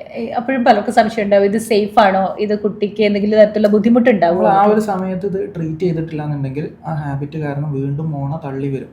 പിന്നെ നമുക്ക് ആ ചെറിയ ഡിവൈസസ് അപ്ലയൻസുകൾ മതിയാവില്ല. സ്കെലറ്റൽ ചേഞ്ച് വന്നു കഴിഞ്ഞിട്ടുണ്ടെങ്കിൽ പല്ല് വല്ലാതെ ഉന്തി മേലെ താടി നന്നായിട്ട് ഉന്തിയിട്ടുണ്ടെങ്കിൽ പിന്നെ അത് പിടിച്ചു വെക്കാൻ ബെൽറ്റ് പോലത്തെ സാധനങ്ങളാണ് തലയിൽ കൂടെ ഇടുന്ന ഒരു ബെൽറ്റ് ഒക്കെ വെച്ചിട്ട് നമ്മൾ ആ എല്ലിനെ പിടിച്ചു വെക്കേണ്ടി വരും. അത് കുറച്ചും കൂടെ കോസ്റ്റ്ലിയാണ്, ട്രീറ്റ്മെന്റ് ടൈം കൂടും. ഓക്കെ ഡോക്ടർ, അതുപോലെ ഒരു അവസ്ഥയെ പറ്റി കേട്ടിട്ടുണ്ട്. നമ്മുടെ ഈ ഗം പുറത്തേക്ക് തള്ളി വരും, പക്ഷേ പല്ലിന് ക്ലിപ്പ് ഇടുമ്പോൾ പല്ല് കുറച്ചകത്തേക്ക് പോവുകയും ഈ മോണ പുറത്തേക്ക് തള്ളി വരികയും ചെയ്യുന്ന ഒരവസ്ഥ. പിന്നെ അത് രണ്ടാമത് കറക്റ്റ് ചെയ്യേണ്ടി വരുമെന്ന് കേട്ടിട്ടുണ്ട്. അതെങ്ങനെയാണ്? സ്കെൽറ്റൽ കറക്ഷൻ ചെയ്തിട്ടില്ല എന്നുണ്ടെങ്കിൽ പല്ല് മാത്രം നമ്മൾ താഴ്ത്തി വെക്കുകയാണെന്നുണ്ടെങ്കിൽ സ്കെൽറ്റൻ കറക്ഷൻ എന്ന് പറയുമ്പോൾ അതൊന്നുകൂടി ഒന്ന് എക്സ്പ്ലെയിൻ ചെയ്യാമോ? മേൽത്താടി നന്നായിട്ട് ഉന്തി വരും. ഗമ്മി സ്മൈൽ കണ്ടിട്ടില്ല, നമ്മൾ ചിരിക്കുന്ന സമയത്ത് മോണ കാണുന്നത്, അത് മേൽത്താടിയും കൂടെ തള്ളി വരുന്നതിന്റെ ഭാഗമാണ്. അതിന് പല്ല് മാത്രം താഴ്ത്തി വെച്ചിട്ട് കാര്യമില്ല. മേലത്തെ താടിയും കൂടെ മേലത്തെ എല്ലും കൂടെ നമ്മൾ മാക്സില്ല എന്ന് പറയാം, മാക്സിലിനെയും കൂടെ കുറച്ച് ഉള്ളിലേക്ക് ആക്കി വെച്ചാൽ മാത്രമേ ആ ഗമ്മി സ്മൈൽ നമുക്ക് ഒഴിവാവുള്ളൂ. അതിന് ക്ലിപ്പ് ഇട്ടുകൊണ്ട് കാര്യമില്ല. പല്ലിന് കമ്പി ഇടുക എന്ന് പറഞ്ഞിട്ടുണ്ടെങ്കിൽ പല്ലിനെ നമ്മൾ താഴ്ത്തി വെക്കുന്ന സമയത്ത് മേൽഭാഗം മോണ കുറച്ചും കൂടെ പുറത്തോട്ട് തള്ളുക ചെയ്യുന്നത്. അപ്പം അത് ചെയ്ത് കഴിഞ്ഞിട്ടുണ്ടെങ്കിൽ ചിലപ്പോൾ പ്രൊഫൈല് വേഴ്സൺ ആവാനാണ് സാധ്യത. അപ്പോൾ നമ്മൾ ഈ സ്കെൽറ്റൻ കറക്ഷൻ ഏത് ഏജിലായിരിക്കും ചെയ്യേണ്ടി വരിക? ഗ്രോയിങ് ഏജിൽ മാത്രമേ നമുക്ക് സ്കെൽറ്റൽ കറക്ഷൻ ചെയ്യാൻ പറ്റുള്ളൂ. അപ്പം സാധാരണഗതിയിൽ ഒരു 12-13 വയസ്സാണ് മാക്സിമം നമ്മൾ പറയാം ആൺകുട്ടികളാണെന്നുണ്ടെങ്കിൽ. ആ സമയത്ത് നമ്മളത് ഡിറ്റക്ട് ചെയ്തിട്ടില്ലാന്നുണ്ടെങ്കിൽ പിന്നെ സർജിക്കൽ കറക്ഷൻ മാത്രമേ ഉള്ളൂ. സ്കെൽറ്റൽ കറക്ഷൻ ചെയ്യുന്ന പിന്നെ 17-18 വയസ്സായി കഴിഞ്ഞിട്ട് മേൽത്തടിയാണ് എല്ല് മുന്തുന്നതെന്നുണ്ടെങ്കിൽ അതിന് സെറ്റ് ബാക്ക് ചെയ്തിട്ടുള്ള സർജറീസ് മാത്രമേ പിന്നെ അവൈലബിൾ ആയിട്ടുള്ളൂ. അല്ലാതെ പല്ല് കമ്പി ഇട്ടുകൊണ്ട് നമുക്കത് ഫുള്ളി കറക്റ്റ് ചെയ്യാൻ പറ്റില്ല. നമുക്ക് വേണമെങ്കിൽ അത് മാസ്ക് ചെയ്ത് വെക്കാം. പല്ല എടുത്തിട്ട് ഉള്ളിലേക്ക് ആക്കി വെച്ചിട്ടുണ്ടെങ്കിൽ ഈ കാമോഫ്ലേജ് എന്ന ട്രീറ്റ്മെന്റ് പറയാം, നമുക്കൊന്ന് ഒളിപ്പിച്ച് വെക്കാം. അല്ലാതെ ആക്ച്വൽ കറക്ഷൻ വേണമെന്നുണ്ടെങ്കിൽ സർജറീസ് തന്നെയുള്ളൂ. ഡോക്ടർ, ഇതൊരു വാല്യുബിളായ അറിവെന്നാണ് ഞാൻ വിശ്വസിക്കുന്നത്. കാരണം ഞാനൊക്കെ തന്നെയും വിശ്വസിച്ചിരുന്നത് ഒരു കുഞ്ഞ് ഒരു 8 വയസ്സ് 9 വയസ്സിൽ നമ്മൾ ശ്രദ്ധിക്കുന്നു, കുഞ്ഞിൻ്റെ ഗമ്മി സ്മൈലാണ് കുഞ്ഞിന് രൂപപ്പെട്ട് വരുന്നതെന്ന് കണ്ടാൽ അതൊരു 15 വയസ്സാവട്ടെ എന്ന് വെയിറ്റ് ചെയ്യേണ്ട കാര്യം ഇല്ല. അതുപോലെ തന്നെയാണ് ഡോക്ടർ, നമ്മൾ എപ്പോഴാണ് ഒരു കുഞ്ഞുങ്ങളുടെ ദന്ത ഡോക്ടറെ കണ്ടു തുടങ്ങേണ്ടത്? നമ്മൾ എന്തെങ്കിലും പ്രശ്നത്തിന് വേണ്ടി വെയിറ്റ് ചെയ്യണോ, അല്ലെങ്കിൽ ഒരു റെഗുലർ റുട്ടീൻ എന്ന നിലയ്ക്ക് ഒരു ഡോക്ടറെ കാണേണ്ടതുണ്ടോ? ആദ്യത്തെ പല്ല് വരുന്ന സമയത്താണ് ആദ്യമായിട്ട് കാണാൻ വേണ്ടി പറയാം. പല്ല് ഫസ്റ്റ് വന്ന മുതൽ നമ്മൾ ഒരു റുട്ടീൻ ചെക്കപ്പ് എന്നുള്ള നിലയിൽ കാണണം. ഫസ്റ്റ് ഡെന്റൽ വിസിറ്റ് എന്ന് പറയുന്നത് 1 ഇയറിന്റെ മുന്നേ വേണമെന്നാണ് ടെക്സ്റ്റ് ബുക്കുകളെല്ലാം പറയുന്നത്. 12 മന്ത്സിന്റെ മുന്നെയാണ് നമ്മൾ കാണിക്കേണ്ടത്. വെറുതെ കാണിച്ച് എന്തെങ്കിലും ബുദ്ധിമുട്ടുണ്ടെങ്കിൽ മാത്രം അഡ്രസ്സ് ചെയ്യുക, അല്ലെങ്കിൽ ഈ ഫീഡിങ് പ്രാക്ടീസൊക്കെ അതിനനുസരിച്ചിട്ട് ഒന്ന് മാറ്റി കൊടുക്കുക എന്നുള്ളതാണ് ആ ഒരു സമയത്ത് ശ്രദ്ധിക്കാനുള്ളത്. ഓക്കെ, അതുപോലെ തന്നെയാണ് ഡോക്ടർ വേറൊരു പ്രധാനപ്പെട്ട ആശങ്ക, ഈ അഡിനോയിഡൊക്കെ ഉള്ള കുഞ്ഞുങ്ങളുണ്ടാവും. അപ്പോൾ അവർക്ക് അലർജിയുടെ ഒക്കെ ഭാഗമായിട്ട് വായ തുറന്നുറങ്ങുക, എപ്പോഴും തുമ്മൽ, അതുപോലത്തെ പ്രശ്നങ്ങളൊക്കെ ഉണ്ടാവും. അപ്പോൾ ഇവർക്ക് എങ്ങനെയാണ് അവരുടെ ഒരു ഓറൽ ഹൈജീൻ, അല്ലെങ്കിൽ അവർക്ക് എന്തൊക്കെ ബുദ്ധിമുട്ടുകളാണ്? വായ തുറന്നുറങ്ങുന്നത് കാരണം മിക്കവാറും വായിൽ ഡ്രൈനെസ് ഉണ്ടാവും. സ്വാഭാവികമായിട്ടും മുന്നിലെ പല്ലിന് കേട് വരാനുള്ള സാധ്യത. നമ്മൾ വായ എപ്പോഴും വെറ്റായിട്ടിരിക്കാൻ പാടില്ല. നമുക്ക് നന്നായിട്ട് സലൈവേഷൻ ഉണ്ട്. ഈ സലൈവേഷൻ കുറഞ്ഞു കഴിഞ്ഞിട്ടുണ്ടെങ്കിൽ, അല്ലെങ്കിൽ വേറെ എന്തെങ്കിലും റീസണെ കൊണ്ട് വായ ഡ്രൈ ആയി കഴിഞ്ഞിട്ടുണ്ടെങ്കിൽ കേട് വരാനുള്ള സാധ്യത കൂടുതലാണ്, മോണരോഗം വരാനുള്ള സാധ്യത കൂടുതലാണ്. അപ്പോൾ അതിന് അണ്ടർലൈൻ കോസ് കണ്ടെത്തി അത് കറക്റ്റ് ചെയ്ത് വെക്കലാണ് ആദ്യത്തെ പണി. രണ്ടാമത് നേരത്തെ പറഞ്ഞ പോലെ ഹാബിറ്റ് കറക്ഷനാണ്. വായ തുറന്നുറങ്ങുന്നതിന് ചെറിയ അപ്ലയൻസ് ഒക്കെ വെച്ചിട്ട് ചുണ്ട് പൂട്ടി വെക്കാൻ വേണ്ടിയിട്ടുള്ള ഒരു ട്രെയിനിങ് കൊടുക്കുക. അതാണ് നമുക്ക് ഗ്രോയിങ് ഏജിൽ ചെയ്യാനുള്ളത്. അതുപോലെ ഈ ആദ്യമായിട്ട് പല്ല് വരുമ്പോൾ നമ്മൾ എപ്പോഴും ശ്രദ്ധിച്ചിട്ടുണ്ട്, ഈ വലിയ പല്ലുകളായിട്ട് നമുക്ക് തോന്നും.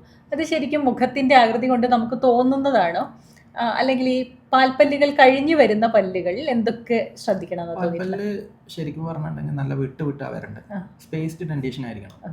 ആ സ്പേസും കൂടെ യൂട്ടിലൈസ് ചെയ്തിട്ടാണ് പുതിയ പല്ല് നിൽക്കുന്നത്. ചില കുട്ടികളുടെ കേസിൽ പാൽപ്പല്ലുകൾ നല്ല ഭംഗിയിലാണ് നിൽക്കുക, നിരയൊത്ത് നിൽക്കുക. ഇങ്ങനെയുള്ള ആളുകൾക്ക് ക്രൗഡിങ് വരാനുള്ള സാധ്യത വളരെ കൂടുതലാണ്. നമുക്ക് പല്ലിന്റെ ഇടയിലുള്ള സ്പേസിങ് ഇല്ല എന്നുണ്ടെങ്കിൽ ഇതിനേക്കാളും വീതിയുള്ള പല്ലല്ലേ വരുന്നത്. ആ സമയത്ത് ആ സ്പേസ് യൂട്ടിലൈസ് ചെയ്യാനുണ്ടാവില്ല. 3 പല്ല് നിൽക്കേണ്ടടുത്ത് 2 പല്ല് വന്ന് നിന്നാൽ തന്നെ സ്പേസ് പോകും.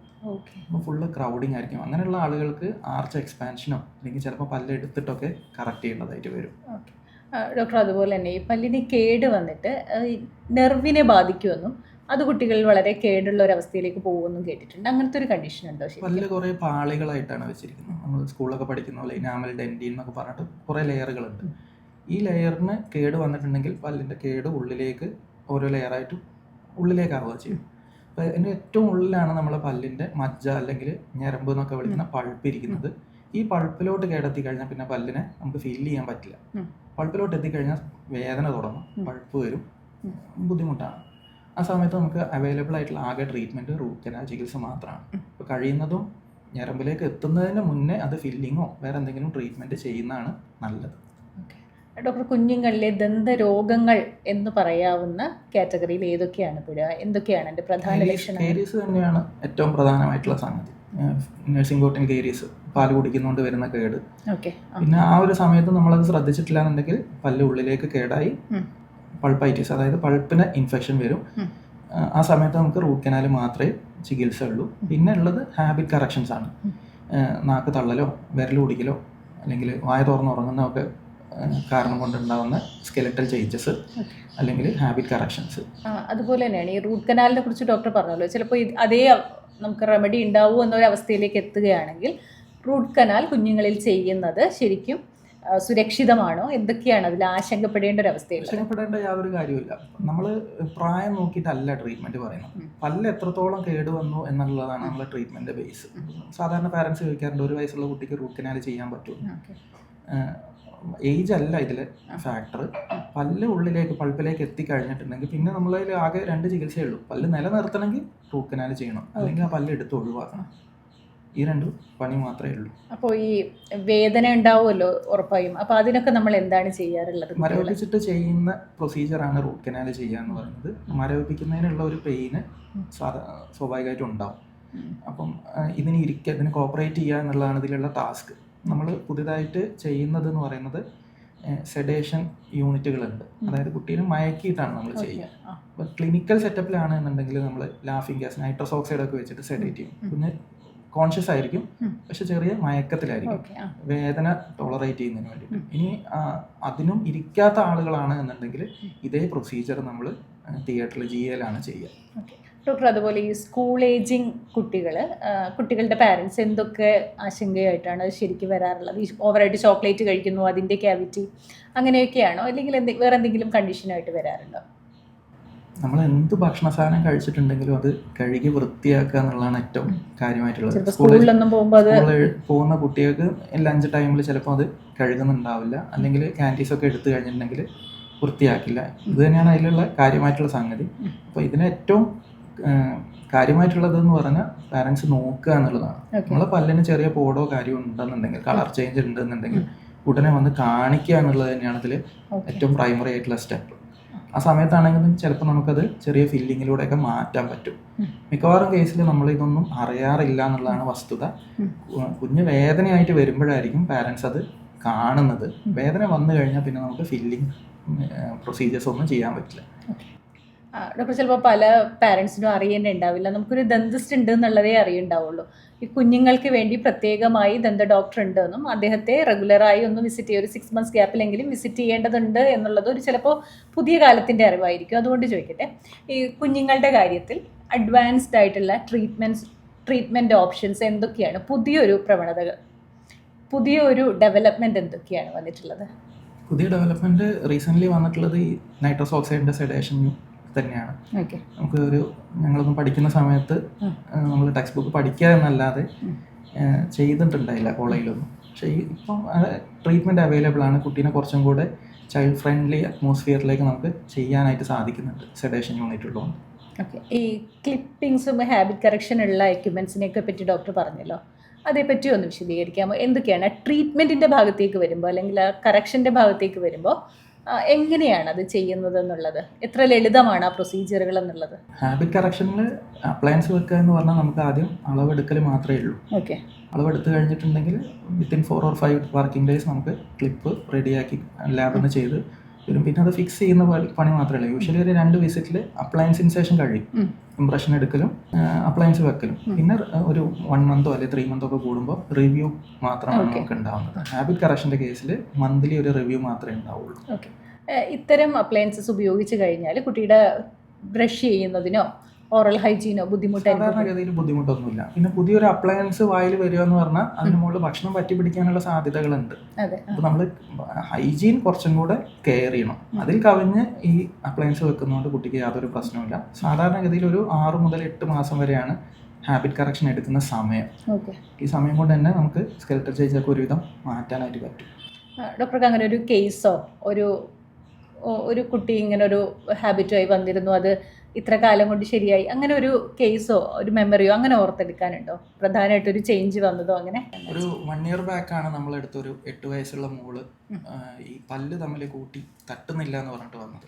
ഓക്കെ, അപ്പോൾ കുട്ടിയാണത് കംപ്ലൈൻ്റ് ആയിട്ട് പാരൻസിനോട് പറയുന്നത്, എൻ്റെ പല്ല് സാധാരണ പോലെ കടിക്കാൻ പറ്റുന്നില്ല, ഫ്രണ്ടിൽ തട്ടുന്നില്ല എന്ന് പറഞ്ഞു. നമ്മൾ നോക്കുന്ന സമയത്ത് ആ കുട്ടിക്ക് നന്നായിട്ട് ടങ് ത്രസ്റ്റിംഗ് ഉണ്ടായിരുന്നു. നാക്ക് വെച്ചിട്ട് പല്ലിൻ്റെ ഇടയിലേക്ക് നാക്ക് കൊണ്ടുവരുന്ന ഒരു ശീലം ഉണ്ടായിരുന്നു. അത് ഈ പറഞ്ഞ പോലെ ടങ് ഗാർഡ് എന്ന് പറഞ്ഞ അപ്ലയൻസ് വെച്ചു. ഒരു 6-7 months കൊണ്ട് തന്നെ അത് കറക്റ്റായി, ഫുള്ളി റിലീവ്ഡായി ആ കുട്ടിക്ക്. ഓക്കെ, ഇത് മാറ്റം അറിയാനുണ്ടാവുമല്ലോ. അപ്പോൾ ഈ കുട്ടിക്ക് വരുന്ന ഒരു റിലീഫ് എന്താണ്, ഒരു മാറ്റം എങ്ങനെയാണ് നമുക്കൊന്ന് പറയാൻ പറ്റും? കൂടുതൽ സർപ്രൈസ്ഡ് ആയത് പാരൻസ് ആണ്. അവർക്ക് ഇതിനെപ്പറ്റി അറിയില്ലായിരുന്നു. ചേഞ്ച് കണ്ടപ്പോഴാണ് അവർ പറയുന്നത്. ഞങ്ങൾ തീരെ ശ്രദ്ധിച്ചിട്ടുണ്ടായില്ല, നമ്മൾ പറഞ്ഞിട്ടാണ് ഞങ്ങൾ ഇത് അറിയുന്നത്. വളരെ ഹാപ്പി ആയിരുന്നു. ഓക്കെ. അതുപോലെ എൻ്റെ മകനൊക്കെ ഉള്ളൊരു പ്രശ്നമാണ് ഈ ഗം കുറച്ച് സ്വെല്ലനായിട്ട് മിക്കപ്പോഴും ഫീൽ ചെയ്യാറുണ്ട്. ചില ദിവസങ്ങളിൽ അത് കറക്റ്റ് ആവുന്നതും തോന്നിയിട്ടുണ്ട്.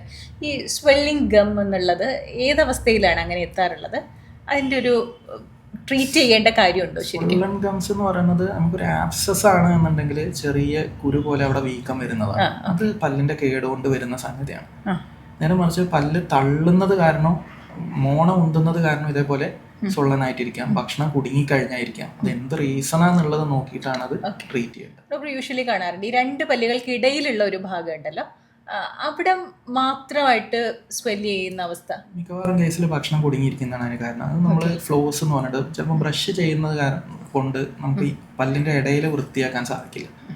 അത് നമുക്ക് ഫ്ലോസ് ഉപയോഗിക്കാം, അല്ലെങ്കിൽ ഇന്റർഡെന്റൽ ബ്രഷ് എന്ന് പറഞ്ഞിട്ടുണ്ട്. പല്ലിന്റെ ഇടയിൽ വൃത്തിയാക്കാനുള്ള ബ്രഷസ് അവൈലബിൾ ആണ്. അത് വെച്ചിട്ട് ക്ലീൻ ചെയ്തിട്ടുണ്ടെങ്കിൽ ഇൻഫെക്ഷൻ മാറുന്നു. അതുപോലെ ഈ കുഞ്ഞുങ്ങളെ നമ്മൾ ബ്രഷ് ചെയ്യാൻ പറയുമ്പോൾ ഏറ്റവും വലിയ പ്രശ്നം അവർ ബ്രഷിൽ പേസ്റ്റ് എടുക്കുന്നു, ജസ്റ്റ് ഒന്ന് വായിലേക്ക് കൊണ്ടുപോകുന്നു, കഴിഞ്ഞു. ഇത് എങ്ങനെയാണ് ഒരു പ്രോപ്പർ ടൈമിങ്, എങ്ങനെയാണ് ഒരു കുട്ടിയെ നമ്മൾ ബ്രഷ് ചെയ്യാൻ ശീലിപ്പിക്കേണ്ടതെന്ന് തോന്നുന്നത്? തുപ്പാൻ തുടങ്ങിക്കഴിഞ്ഞാലാണ് നമ്മൾ പേസ്റ്റ് ഉപയോഗിക്കാന്ന് പറഞ്ഞല്ലോ. പേസ്റ്റ് ആദ്യ സമയത്ത് ഒരു 2-3 വയസ്സുള്ള കുട്ടിക്കാണ് സ്മിയർ ലെയർ എന്ന് പറയും. വെറുതെ ഒന്നൊരു ലെയർ തേച്ച് കൊടുത്താൽ മാത്രം മതി, എക്സസ് എടുക്കരുത്. കാരണം ഇത് ഇറക്കി പോകാനുള്ള സാധ്യത കൂടുതലാണ്. മിക്കവാറും കുട്ടികളെ പേസ്റ്റ് എന്ന് പറയുന്നത് ഫ്ലേവേർഡ് ആയിരിക്കും. സ്ട്രോബെറി, ഗ്രീൻ ആപ്പിൾ ഒക്കെ ഫ്ലേവേർഡ് ആയിരിക്കും. അപ്പോൾ ഇത് ഇറക്കി പോകാനുള്ള സാധ്യത വളരെ കൂടുതലാണ്. വളരെ ചെറിയ എമൗണ്ട് മാത്രമേ എടുക്കും. ഒരു 3 to 6 ഒക്കെ ആകുമ്പോഴേക്കും നമുക്കൊരു പയർമണി, പിയർ ഷേപ്ഡ് ആയിട്ടുള്ള അത്രയും പേസ്റ്റ് എടുക്കാം. അത് വെച്ചിട്ടാണ് ബ്രഷ് ചെയ്യാൻ പറയാം. എക്സസ് ഒരിക്കലും എടുക്കരുത്. പിന്നെ നമ്മൾ പേസ്റ്റ് എടുക്കുന്നതിനേക്കാളും ഇതെല്ലാ സർഫസിലും എത്തുന്നുണ്ട് എന്നുള്ളതാണ് ഉറപ്പ് വരുന്നുണ്ട്. മിക്ക കുട്ടികളും ഫ്രണ്ടിലൊക്കെ ചെയ്യുന്നുണ്ടാവും, പുറകിലോട്ട് കൊണ്ടുപോയില്ല, അല്ലെങ്കിൽ കഴുകുന്നതാണെങ്കിലും പുറകിലോട്ടത്തില്ല. അപ്പം ഇതെല്ലാ സർഫസിലും എത്തുന്നുണ്ട് എന്നുള്ളത് നമ്മളൊന്ന് ഉറപ്പ് വരുത്തിയാൽ തന്നെ ഒരുവിധം കേരീസ് ഒക്കെ നമുക്ക് പ്രിവെന്റ് ചെയ്യാൻ പറ്റും. ഓക്കെ. ഒരു 6 എബോവ് ആണെങ്കിൽ നമുക്ക് സാധാരണ ടൂത്ത് പേസ്റ്റുകൾ ഉപയോഗിക്കാമോ? അവരെ എങ്ങനെയാണ് നമ്മളൊന്ന് ട്രെയിൻ ചെയ്യിക്കേണ്ടത്? എബോവ് 6 എന്ന് പറഞ്ഞ കാര്യങ്ങളൊക്കെ സ്വയം ചെയ്യുന്ന ഒരു സമയമായി. അതിൽ നമുക്ക് ഏറ്റവും നല്ലത് ബ്രഷിങ് സമയത്ത് നമ്മളെ കൂടെ നിർത്തുക എന്നുള്ളതാണ്. നമ്മൾ ഒരു 6 വയസ്സിന്റെ മുകളിലൊന്നാണെങ്കിൽ നമ്മളെ കൊണ്ട് ചെയ്യിക്കാൻ അവരെന്തായാലും സമ്മതിക്കില്ല. അപ്പൊ നമ്മളെ കൂടെ ഇരുത്തി അതൊന്ന് സൂപ്പർവൈസ് ചെയ്യുക എന്നുള്ളതാണ് നമുക്ക് ചെയ്യാൻ പറ്റുന്നത്. ആ സമയത്ത് ശരിക്കും അഡൽട്ടിനുള്ള പേസ്റ്റിലേക്ക് എപ്പോഴാണ് നമുക്കൊന്ന് ചേഞ്ച് ചെയ്യാൻ സാധിക്കുക? 6 ഇയർ അബോവ് ഒക്കെ നമുക്ക് ഫ്ലൂറൈഡ് പേസ്റ്റ് ഉപയോഗിക്കാം. പക്ഷെ അവരത് ഇറക്കരുത് എന്നുള്ളത് മാത്രമേ ഉള്ളൂ. പിന്നെ നന്നായി ഒന്ന് വാഷ് ചെയ്യണം. ഓക്കെ.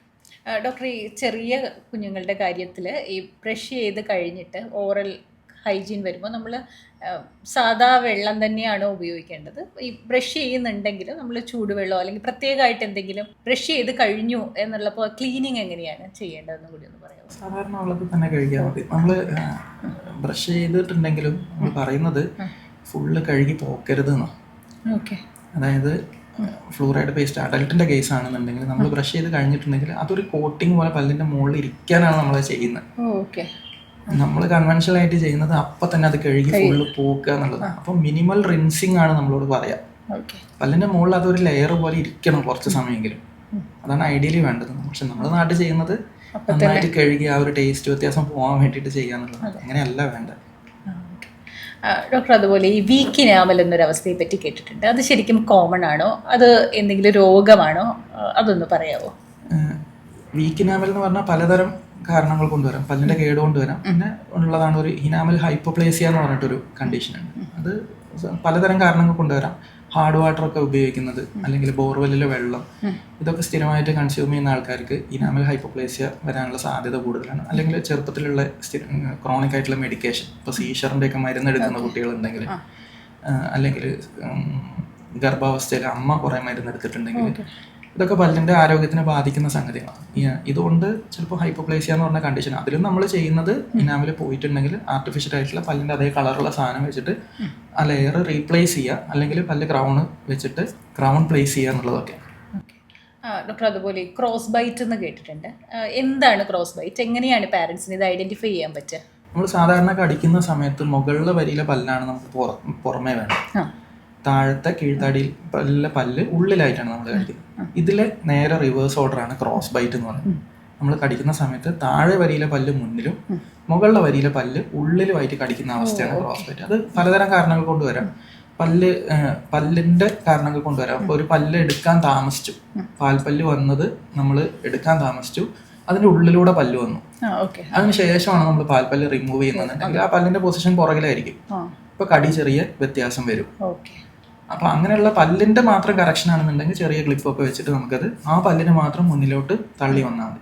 വേറൊരു കണ്ടീഷൻ എന്താന്ന് പറഞ്ഞാൽ നമ്മളെ എല്ലിന്റെ വളർച്ചയിലുള്ള ഏറ്റക്കുറച്ചിലുകൾ, മുകളിലെ എല്ലിന് വളർച്ച കുറവാണ് എന്നുണ്ടെങ്കിൽ താടി ക്രമേണ മുന്നിലോട്ട് ഉന്തി വരും. മുകളിലെ എല്ലില് ഉള്ള പല്ലുകളെല്ലാം ഉള്ളിലോട്ടായി പോകും. അപ്പൊ അങ്ങനെയുള്ള കേസാണ് സ്കെലറ്റൽ കറക്ഷൻ ആണ് വേണ്ടതെന്നുണ്ടെങ്കിൽ ബെൽറ്റ് ഒക്കെ വെച്ചിട്ട് മുകളിലെ എല്ലിനെ മുന്നോട്ട് വലിച്ചു കൊണ്ടുവരണം. ഇനി അല്ലെങ്കിൽ താടി എല്ലിന്റെ എക്സസ് വളർച്ച, മുകളിലെ എല്ല് നോർമലാണ്, താടി എല്ല് കൂടുതലായിട്ട് മുന്നിലോട്ട് വന്നു, അതിനാണെങ്കിലും താടി എല്ലിനെ നമുക്ക് പിടിച്ചു വെക്കാനായിട്ട് പറ്റും ഗ്രോയിങ് ഏജിലാണെങ്കിൽ. ഇതെല്ലാം ആ സമയത്ത് ഡിറ്റക്ട് ചെയ്യാന്നുള്ളത് വളരെ കാര്യമുള്ളതാണ്. ഇല്ല എന്നുണ്ടെങ്കിൽ നമുക്ക് സർജിക്കൽ കറക്ഷൻ തന്നെ ഇതിലൊക്കെ ചെയ്യാനുള്ളൂ.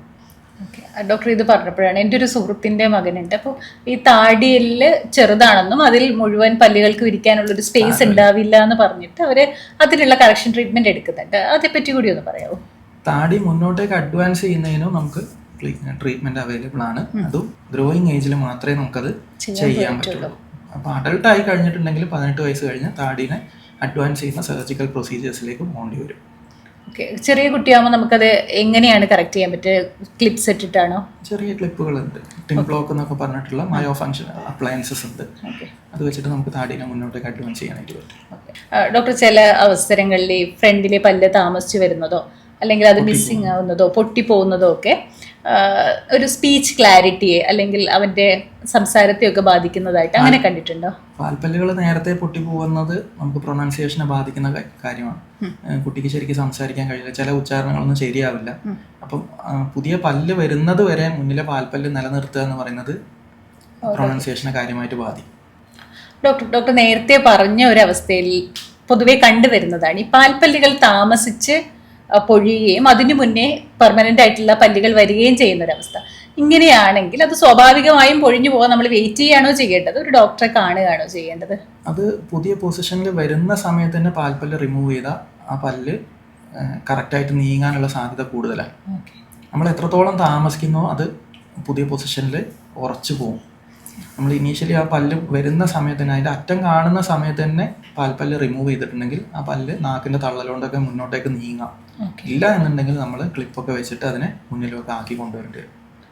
അപ്പോൾ ഈ പല്ലുകൾ ഇളക്കി മാറ്റുക എന്ന് പറയുമ്പോൾ പലർക്കും ആശങ്കയുണ്ടാവും, അതൊരു പല്ലിളക്കുക എന്ന് പറയുന്ന ഒരു വലിയ പ്രൊസീജിയറാണ്. ഈ പാൽപ്പല്ലുകൾ റിമൂവ് ചെയ്യുന്ന പ്രൊസീജിയർ എത്ര ലളിതമാണ്, അതെങ്ങനെയാണ് നമ്മൾ ചെയ്യുന്നത്? പല്ല് മൊബൈലാണ് എന്നുണ്ടെങ്കിൽ പരമാവധി കുട്ടികളെ പാർട്ടിസിപ്പേറ്റ് ചെയ്യാനാണ് പറയുക. അവർക്ക് ഈ ഒരു ഫിയർ മാറാൻ വേണ്ടിയിട്ട് കുട്ടികളോട് തന്നെ ഇളക്കിയിട്ട് പല്ലെടുക്കാൻ വേണ്ടിയിട്ടാണ് പറയുക. ചില കേസുകളിൽ പല്ല് ഇളകില്ല, അതിൻ്റെ വേര് തീരെ ദ്രവിച്ചു പോവില്ല, പല്ല് ഉള്ളിലൂടെ വരും. ആ സമയത്ത് നമ്മൾ പല്ല് എടുത്തു കൊടുക്കുക തന്നെ വേണം. പുതിയ പൊസിഷനിൽ പല്ല് ഉള്ളിലൂടെ വരുന്നത് കണ്ടിട്ടുണ്ടെങ്കിൽ ഉടനെ തന്നെ വന്ന് പല്ലെടുക്കുകയാണ് വേണ്ടത്. എത്ര നേരത്തെ നമ്മൾ എടുക്കുന്നോ അത്രയും വേഗം പെർമനന്റ് ടൂത്ത് കറക്റ്റ് പൊസിഷനിലേക്ക് നീങ്ങും. ഡോക്ടർ, നമ്മൾ ഈ വൈൻഡപ്പ് ചെയ്യുന്നതിന് മുന്നേ ഒരു മിത്തൊന്ന് ക്ലിയർ ചെയ്യാൻ വേണ്ടിയിട്ടൊന്ന് ചോദിക്കട്ടെ. എന്നോടൊക്കെ, ഞാനൊരു നിരയൊത്ത പല്ലുള്ള ആളല്ല, അപ്പൊ എന്നോടൊക്കെ പണ്ട് പറയും ഈ പല്ല് വരുമ്പോൾ നാവിട്ട് തള്ളിയിട്ടല്ലേ പല്ല് ഇങ്ങനെയായി പോയത് മുന്നിലേക്ക് വന്നതെന്നൊക്കെ. ശരിക്കും അത് ശരിയാണോ? പല്ല് വരുമ്പോൾ കുട്ടികൾക്കൊരു സ്വാഭാവികമായിട്ടുള്ള ഒരു പ്രവണതയുണ്ട് നാവ് കൊണ്ട് അവിടെ തൊടാൻ. ഇതൊക്കെ പുതിയ പല്ലിന്റെ ഷേപ്പിനെയൊക്കെ ബാധിക്കും? യൂഷ്വലി ഒരു 6 മണിക്കൂറെങ്കിലും നമ്മളൊരു ഫോഴ്സ് അപ്ലൈ ചെയ്താൽ മാത്രമേ പല്ല് നീങ്ങുള്ളൂ. അപ്പം അത്രയും സമയം നമ്മൾ അതിൻ്റെ ഡ്യൂറേഷനാണ് അതിൽ ഏറ്റവും കാര്യമായിട്ടുള്ളത്. എത്രത്തോളം സമയം നമ്മൾ ആ നാക്ക് വെച്ചിട്ട് തള്ളുന്നുണ്ട് എന്നുള്ളതിനെ ഡിപ്പെൻഡ് ചെയ്തിട്ടായിരിക്കും. നമ്മൾ നേരത്തെ പറഞ്ഞ പോലെ ടങ് ത്രസ്റ്റിങ്ങിലൊക്കെ 600-700 തവണ നമ്മൾ ഉന്നീര് ഇറക്കിക്കൊണ്ടിരിക്കുക. ആ സമയത്ത് നാക്ക് വെച്ചിട്ട് ഉന്താണെന്നുണ്ടെങ്കിൽ മുകളിലെ വരിയിലെ പല്ലൊക്കെ ഉന്തി വരും. അല്ലാതെ ചെറിയ ഷോർട്ട് പീരീഡിലേക്കുള്ളത് നമ്മൾ അത്ര കാര്യമാക്കണ്ടായിരുന്നു. ഓക്കെ, അപ്പൊ ഈ മുഖസൗന്ദര്യത്തിനൊക്കെ ഭയങ്കര പ്രാധാന്യം കൂടി വരുന്നൊരു കാലം കൂടി ആയിട്ട് ചോദിക്കട്ടെ, എന്തുകൊണ്ടാണ് ഈ നിര ഒപ്പിക്കാത്ത പല്ലുകൾ മനുഷ്യരിൽ ഉണ്ടാവുന്നത്? അത് സ്വാഭാവികമായ അലൈൻമെന്റിന്റെ കാര്യമാണോ, അത് നമ്മൾ എന്തെങ്കിലും അതിൽ ശ്രദ്ധിക്കേണ്ടതുണ്ടോ? മിക്ക കേസും ജനറ്റിക് ആണ്. ആർച്ച് സ്പേസ് എന്ന് പറയുന്നത് നമുക്ക് വായിലുള്ള എല്ലിൻ്റെ ഒരു സ്ഥലം എന്ന് പറയുന്നത്, സ്പേസ് ഡെഫിഷ്യൻസി എന്ന് പറയുന്നത് മിക്ക കേസിലും പിന്നെ ഹെറിഡിറ്റി ആണ്. നമുക്കതിൽ ചെയ്യാനുള്ളത് നേരത്തെ ഡിറ്റക്ട് ചെയ്യുകയാണെന്നുണ്ടെങ്കിൽ ആ ആർച്ച് സ്പേസ് ഒക്കെ നമുക്ക് കൂട്ടി കൊടുക്കാൻ പറ്റും. എല്ലിനെ കുറച്ചും കൂടെ എക്സ്പാൻഡ് ചെയ്യിക്കാൻ പറ്റും. അപ്പോൾ സ്വാഭാവികമായിട്ടും പല്ലിന് നിൽക്കാനുള്ള ഒരു സ്പേസ് നമുക്ക് പ്രൊവൈഡ് ചെയ്യാൻ പറ്റും. ഇതൊക്കെ നമ്മൾ ഏത് ഏജിലാണ് ഐഡന്റിഫൈ ചെയ്യേണ്ടതും ഡോക്ടറെ കാണേണ്ടത്? യൂഷ്വലി ഒരു 6 to 12 എന്ന് പറയുന്ന ഒരു ഏജ് ഗ്രൂപ്പിലാണ് ഈ ട്രീറ്റ്മെന്റ് എല്ലാം, ഗ്രോയിങ് ഏജിലുള്ള ട്രീറ്റ്മെന്റ് എല്ലാം ഒരു 6 to 12 ചെയ്തു പോകേണ്ടതാണ്. 12 വയസ്സിന്റെ മേലെ പോയാൽ പല്ല് നിരയെ ഒപ്പിക്കാൻ മാത്രമേ നമുക്ക് പറ്റൂ. എക്സ്പാൻഷൻ പോലെയുള്ള ട്രീറ്റ്മെന്റുകൾ നമുക്ക് ചെയ്യാനായിട്ട് പറ്റില്ല. ജനറ്റിക്കിന്റെ കാര്യം പറഞ്ഞതുകൊണ്ടാണ് നമ്മൾ എല്ലാ ഡോക്ടേഴ്സിനോട് സംസാരിക്കുമ്പോൾ ചോദിക്കാറുള്ളതാണ് ഈ ജനറ്റിക്കായി വരുന്ന രോഗാവസ്ഥകളെ പറ്റിയിട്ട്. പല്ലിന്റെ കാര്യത്തിൽ അത്തരം ജനറ്റിക് ഫാക്ടേഴ്സ് എത്ര പ്രാധാന്യമുള്ളതാണ്, എന്തൊക്കെ കാര്യങ്ങളിലാണ് അത് ബാധിക്കാറുള്ളത്? ഏത് അസുഖത്തിലാണെങ്കിലും ഒരു ജനറ്റിക് എലമെന്റ് നമുക്കുണ്ട്. അതെ. പക്ഷെ അതിന്റെ ബുദ്ധിമുട്ട് എന്ന് പറയുന്നത് നമുക്ക് ആ ജനറ്റിക് എലമെന്റിൽ തൊടാൻ പറ്റില്ല. നമുക്ക് ആൾട്ടർ ചെയ്യാൻ പറ്റുന്ന ഫാക്ടേഴ്സ് വേറെ ഉണ്ട്. അത് കറക്റ്റ് ചെയ്ത് വെച്ചാൽ നമുക്ക് മേ ബി ഇതിനെ ഓവർകം ചെയ്യാൻ പറ്റും. ഇപ്പം പല്ലിന് സ്വാഭാവികമായിട്ടും കേരീസ് റേറ്റ് കൂടുതലുള്ള ആളുകളുണ്ട്. അവര് ചെയ്യേണ്ടത് ഓറൽ ഹൈജീൻ കുറച്ചും കൂടെ നന്നാക്കുക എന്നുള്ളതാണ്. അങ്ങനെയാണ് എന്നുണ്ടെങ്കിൽ നമുക്ക് ആ കേരീസ് റേറ്റ് കുറയ്ക്കാൻ, കൺട്രോൾ ചെയ്യാനായിട്ട് സാധിക്കും. ഡോക്ടർ, അതുപോലെ അതിന്റെ പേയ്മെന്റ് ചോദിക്കട്ടെ, ഈ ഓറൽ ഹെൽത്ത്, ഒരു ഓവറോൾ ഹെൽത്ത് എന്ന് പറഞ്ഞാൽ എന്തൊക്കെയായിരിക്കും നമുക്ക് ശ്രദ്ധിക്കാനുള്ള കാര്യങ്ങൾ? പാരന്റ്സ് എന്തൊക്കെയായിരിക്കണം ശ്രദ്ധിക്കേണ്ടത്? പാരന്റ്സ് ഇനീഷ്യലി ആദ്യത്തെ 2 വയസ്സ് വരെയുള്ള ഫീഡിങ് പ്രാക്ടീസ് ആണ് കാര്യമായിട്ട് പറയാം. കുഞ്ഞ് ജനിച്ച് ആദ്യത്തെ 2 വയസ്സ് വരെയുള്ള നൈറ്റ് ഫീഡിങ്. നൈറ്റ് ഫീഡിങ്ങിന് പാൽപ്പല്ലിന്റെ ആരോഗ്യമായിട്ട് വളരെ കണക്ഷൻ ഉണ്ട്. കുടിക്കുന്നുണ്ടെങ്കിൽ നമ്മൾ എടുത്തിരുത്തിയിട്ടേ കൊടുക്കാവൂ. കുടിച്ച് കഴിഞ്ഞിട്ടുണ്ടെങ്കിൽ നമ്മൾ കുറച്ച് വെള്ളം വായിലാക്കി, അത് ഇറക്കിയാലും കുഴപ്പമില്ല, വീട്ടിലുള്ള വെള്ളമാണ്, പിന്നെ അതൊന്ന് ശ്രദ്ധിക്കണം. അത് കഴിഞ്ഞ് പല്ല് വരാൻ തുടങ്ങിയിട്ടുണ്ടെങ്കിൽ നമുക്ക് ബ്രഷിങ്ങിലോട്ട് കയറാം. ഫിംഗർ ബ്രഷൊക്കെ ഉപയോഗിച്ചിട്ട് ചെയ്യാം. അത് കഴിഞ്ഞ് പുതിയ പുറകിലൊക്കെ പല്ല് വന്നിട്ടുണ്ടെങ്കിൽ കൺവെൻഷൻ ആയിട്ടുള്ള ബ്രഷ് ഉപയോഗിക്കാം. പിന്നെ കേടോ കാര്യവും ചെറിയ കളർ ചേഞ്ച് ഒക്കെ ഉണ്ടെന്നുണ്ടെങ്കിൽ ഒരു ഡോക്ടറെ കണ്ട് ആവശ്യമുള്ള ട്രീറ്റ്മെന്റ് എടുക്കുക. അങ്ങനെയാണ് എന്നുണ്ടെങ്കിൽ പല്ലിന് വലിയ പരിക്കുകളില്ലാതെ നമുക്ക് കൊണ്ടു നടത്താനായിട്ട് സാധിക്കും. ഡോക്ടർ, ഒരുപാട് സന്തോഷം ഹോസ്പിറ്റലിൽ നിന്ന് വന്നതാണെന്നറിയാം. ഇത്രയും നേരം നമ്മോട് സംസാരിച്ചതിന് താങ്ക് യു.